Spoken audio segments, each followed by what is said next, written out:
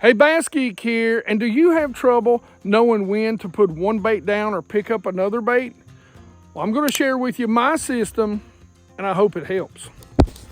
So I'm hoping this system is going to help you geeks out there, learn to pick baits based on the condition and the situation that you're fishing in the minute, like right now.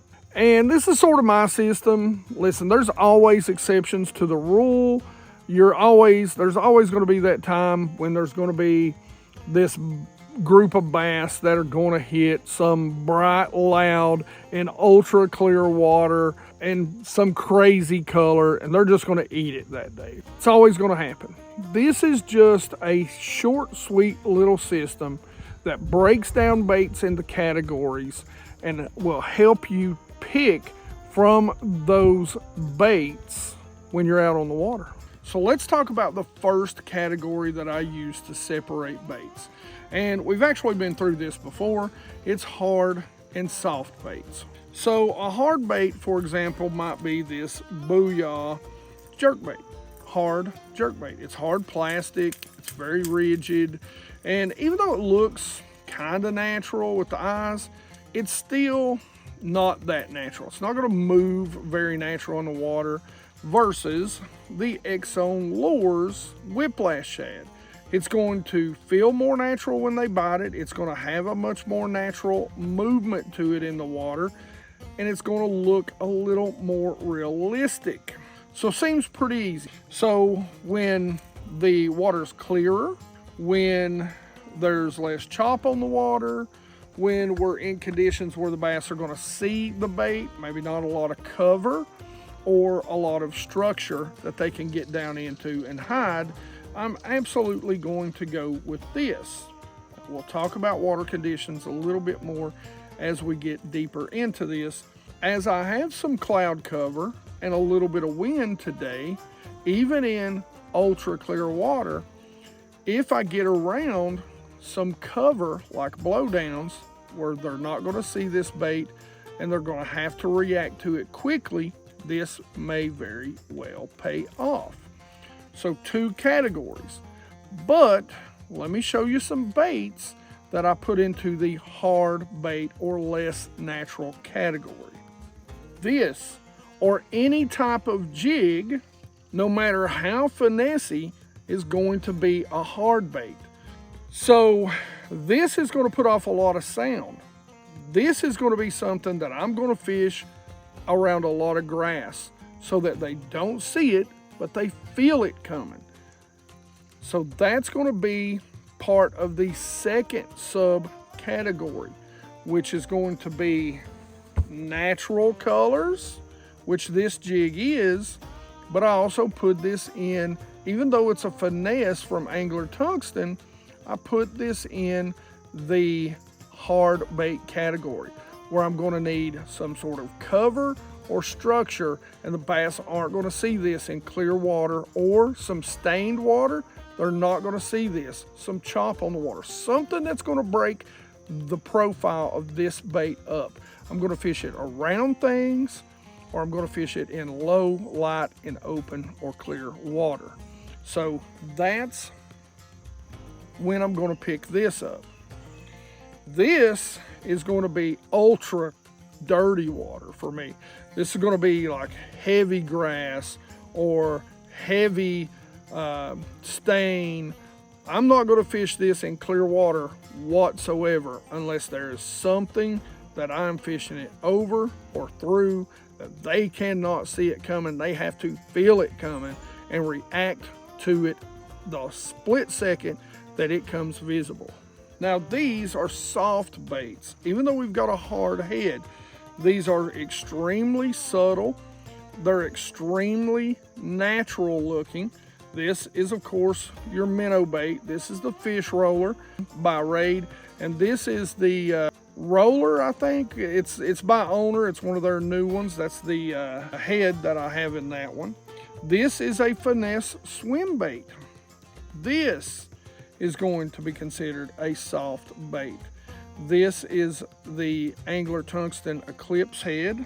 This is going to be what I flip when I flip in clear water, in brush piles or blowdowns on sunny days with no wind or very little wind, because again, it's supernatural. I'm not going to pick that up. I'm going to pick this up instead. This is another thing. I'm going to have some low visibility for me to throw this, and it doesn't matter the color of the spinner bait. It's the same thing. This is a hard bait. And it doesn't matter the size of bait as long as it's ultra natural. Look at this. This is a Shadowlicious Ghost Shad swim bait. This is incredibly natural. I've caught a ton of bass on this bait right here with a ledge head lures head, which by the way, makes these last a lot longer because of the run right arm and gives them an incredible head wobble. I love it. But this is also a soft bait. Let's talk about a hair jig. This is a Big Daddy Bait Spotlighter Shad.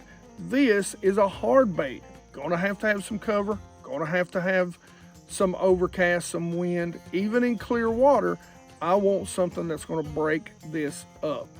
Even a spy bait that's designed to be in clear water, or the new Heartbeat 75. I want some sort of wind, low light in the morning, or maybe slightly dirtier water, not ultra clear at all, to be able to throw this.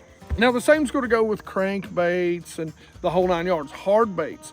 Now I break those two up into two subcategories, color and sound. And then those two color and sound baits up into two more categories.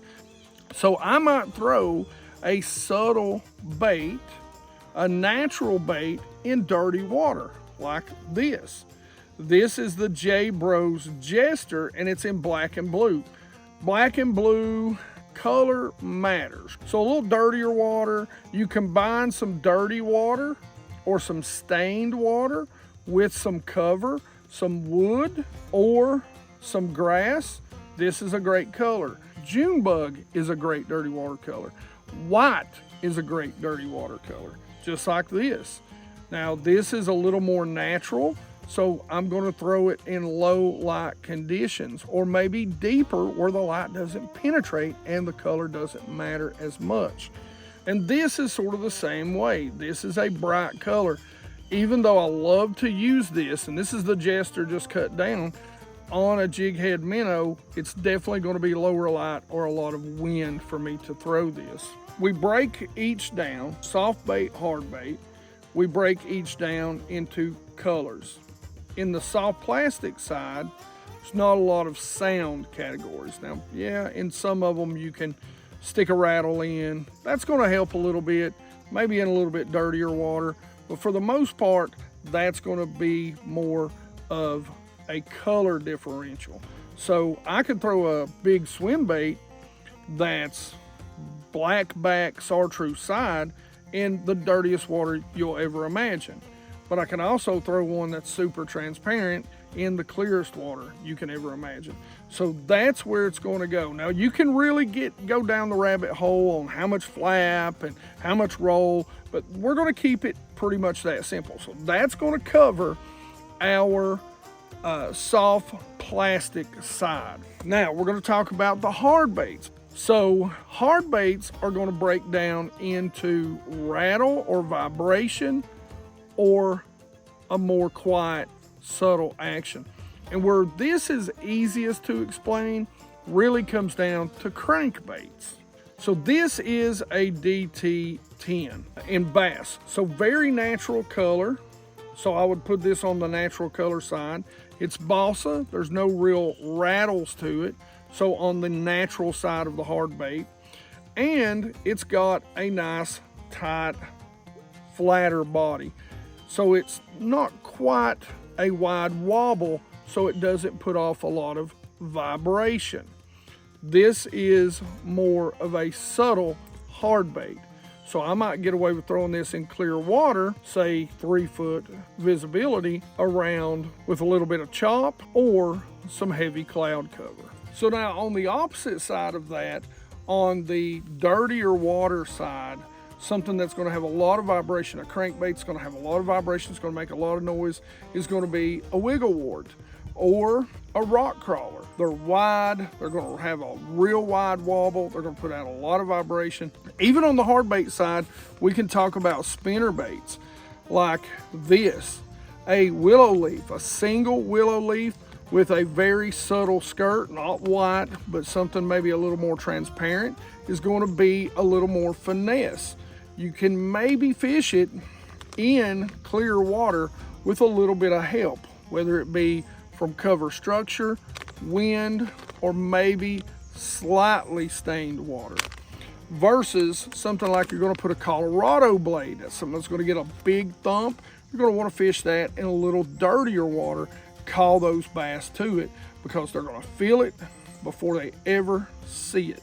So we talk a lot about water clarity or water color. So for me, one of the things that I like to do with my polarized sunglasses on, I like to go drop a bait. You can just hook it on, you don't have to tie it on. You just hook it on some other bait you got that'll sink, drop it into the water, that white, and once it disappears, right as it disappears, you'll know how clear that water is. That's going to tell you. So for me, kind of how I do it, anything under 6 inches is muddy. So if I'm fishing muddy water, something like this in white or something in black, something that's going to have a hard thump, perfect. Now if I'm fishing around something that I know I'm putting in, I'm going with black soft plastic, so there is always some bleed over. A foot is a good stain to dirty. I'd say dirty. Something that's about 1.5 to 2 foot, I'm going to call that stained. It's a good stain. If it's say 1.5 of visibility to a foot, maybe 2 foot, it's got a stain to it. 3 foot, so anything from 2 foot to 3 foot, it's going to go from stained. 3 foot is going to go to clear. Once we get 5 foot and above, that's ultra clear, like this lake today, probably easily 8 to 10 foot of visibility. That's when really it becomes a matter of fishing something ultra natural, unless you've got cover.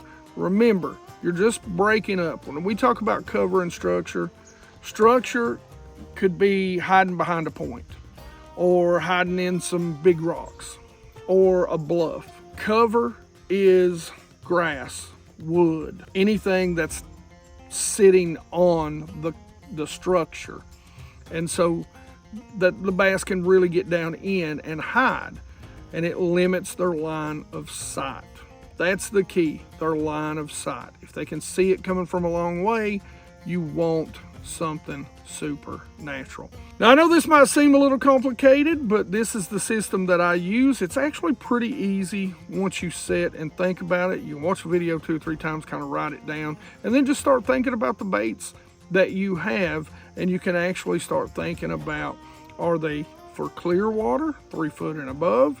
Are they for stained below 3, from say 3 to 2? Are they heavy stain, 2 to 1? Are they dirty water, 1 to 6, muddy water, 6 to 0 inches of visibility? That'll help you pick what baits you want and what baits you can use.